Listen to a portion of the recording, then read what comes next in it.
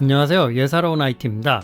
오늘 가져온 소식은 서피스 프로 7 이제 발매되었죠. i5 모델에 온도 조절 성능 하락에 문제가 좀 있다라고 하는 내용입니다. 제목이 일단은 그렇게 나와 있고요. i5 모델에 해당하는 겁니다. 내용을 좀 살펴보도록 하겠습니다. 이번에 발매된 서피스 프로 7에 i5 버전 모델이 온도 스로틀링 문제가 제기되어 스로틀링이 걸릴 경우 2세대 전의 코어 i7 8565U 모델보다 성능이 좋지 않다는 소식입니다. 여기에 그 내용이 나와 있고요. 그 내용이 어떻게 이런 일이 벌어졌는지 잠시 살펴보도록 하겠습니다. 스로틀링의 주요 원인 중 하나는 일단 i7 8565보다 고클럭이고 GPU 코어 수가 48코어로 i7 8565U보다 2배 많기 때문이라고 합니다. 즉 요약해보면 열을 발생시키는 요소는 높아진 클럭과 열을 발생하는 GPU 코어가 2배 많아졌기 때문이라고 할 수 있겠습니다. 여기 바로 그 내용이 나와 있는데요. 이러한 것들이 코어 i7 8565U보다 코어 i5 1035 지원 CPU를 상당히 열을 증가시키는데 마이크로소프트 서피스에서 해당 CPU는 수동적으로 쿨링되는 것으로 인해 오랫동안 CPU에 부하를 많이 주는 작업을 하게 되면 CPU 과열의 원인이 된다고 합니다. 여기 그 내용이 나와 있고요. 일단 패시브 쿨링은 케이스 내부의 자연적인 공기 대류에 의한 쿨링 방식으로 아주 쉽게 얘기하면 방열판만 있고 냉각팬 같은 게 달려있지 않은 것을 생각하면 됩니다. 장점으로는 조용하고 주로 소형 모바일 장치에 사용되는 방식의 쿨링이라고 보시면 됩니다. 이러한 장치들은 발열 문제를 해결하기 위해 특정 온도 상승 시 성능에 제한을 걸어서 열 발생을 줄일 수 있습니다.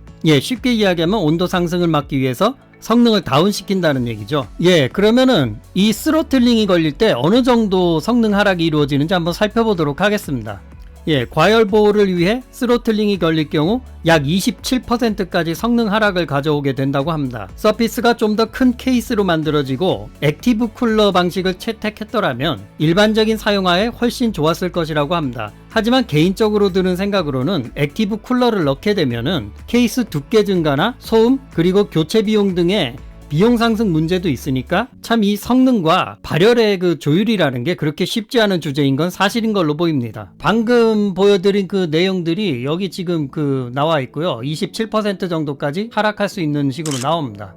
참고로 액티브 쿨링 방식이라는 것은 아주 쉽게 설명하면 방열판만이 아니라 거기에 직접 냉각팬으로 바람을 보내 쿨링 효과를 높이는 방식으로 적극적으로 쿨링에 참여하는 냉각팬 같은 것이 있기 때문에 상당히 쿨링 효과가 좋다고 보시면 됩니다. 꼭 냉각팬이 아니더라도 다른 방식이든 쿨링에 직접 관여하는 장치가 있다고 보시면 되는 겁니다. 단 소음이 있고 추가 비용이 발생할 수 있다는 단점이 있습니다.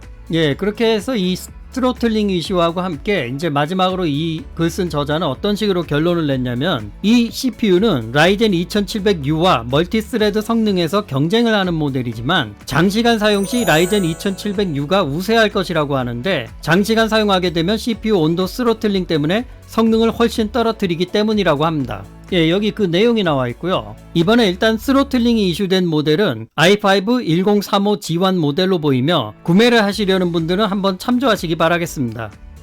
또 재밌는 소식은 이번에 서피스 i5 모델에 사용되는 통합된 아이리스 G4 GPU는 이 서피스의 i3에 탑재된 UHD G1보다 훨씬 빠르고 벤치마크 상에서는 지포스 MX150과 대등하게 보인다라고는 하지만 엔비디아 MX150이 그래픽 드라이버의 완성도에 의해 더 성능이 앞설 수 있다라고 합니다. 오늘 준비된 소식은 여기까지이며 시청해주셔서 감사합니다.